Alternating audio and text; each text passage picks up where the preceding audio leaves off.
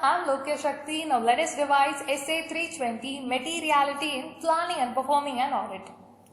Before we get into the standard, we need to understand the two terms, materiality and performance materiality, and the relationship between them. The first one, materiality. Any item in the financial statement could be said to be material if it has the capacity to influence the users of the financial statement. It could be either an individual one or a collective one. It need not necessarily be a quantitative one, it could also be a qualitative one. And when the auditor considers materiality, he shall consider it both at the overall financial statement level as well as at the individual account balances level. So having understood materiality, let us move on to performance materiality. Let us understand it through an example. Say in an audit, the auditor fixes materiality to be 25,000. So any transaction or element which has a value over and above 25,000 will be considered to be material. However, when the auditor is performing the audit, he shall take into consideration all those transactions which has a value lower than the materiality fixed. This is done in order to reduce the probability of aggregation of uncorrected and undetected misstatements. Say an item which might be individually immaterial but when aggregated with the similar nature of transactions might turn out to be a material one. In order to reduce this risk, the auditor shall fix a level which is lower than the materiality that has already been determined. Say 15,000. Okay, so this level, that is the 15,000 which is fixed below the materiality, turns out to be the performance materiality.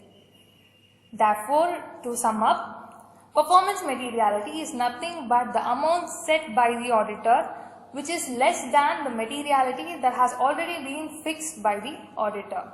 So having understood the concept of materiality and performance materiality, now let us dive into the requirements of Essay 320. This standard lays down just two requirements. The first one is determining the materiality and performance materiality. While establishing the overall audit strategy, the auditor shall determine the materiality for the financial statement as a whole. In certain exceptional cases where a misstatement occurs, which is of a value which is lesser than the materiality that has been fixed in a particular class of transaction or account balance or disclosures, and which has the effect of influencing the decisions of the users, then the auditor shall determine the materiality level separately for those particular class of transactions or account balances or disclosures. Once materiality has been fixed, we move on to the performance materiality. The auditor shall determine the performance materiality. This is basically done for the purpose of assessing the risk of material misstatement and determining the nature, timing and extent of audit procedures. So this determination of performance materiality and materiality is based on benchmarks. Benchmarks are influenced by various factors such as the elements of the financial statements, the focus of the users, the nature and the structure of the entity, the relative volatility of the benchmark. So these are the factors that influence the benchmarks which helps in determining the materiality and performance materiality.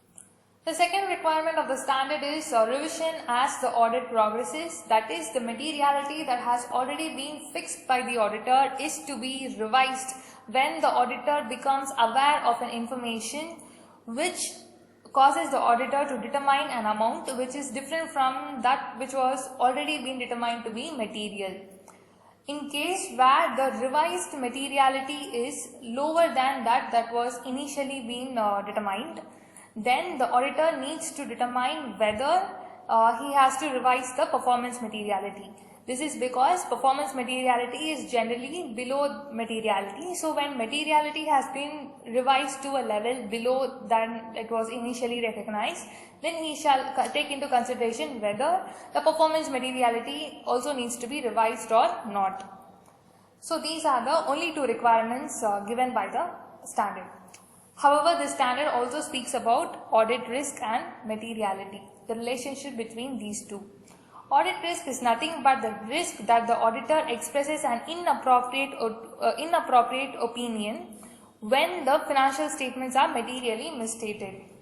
So audit risk is nothing but a function of risk of material misstatement and detection risk. It is inversely related to materiality. Therefore, materiality and audit risk needs to be considered throughout the audit, particularly when assessing and identifying the RMM, determining the nature, timing and extent of the further audit procedures, and in evaluating the effect of uncorrected misstatements, if any. So by this we come to the conclusion of Essay 320. I hope it was useful. Thank you for listening.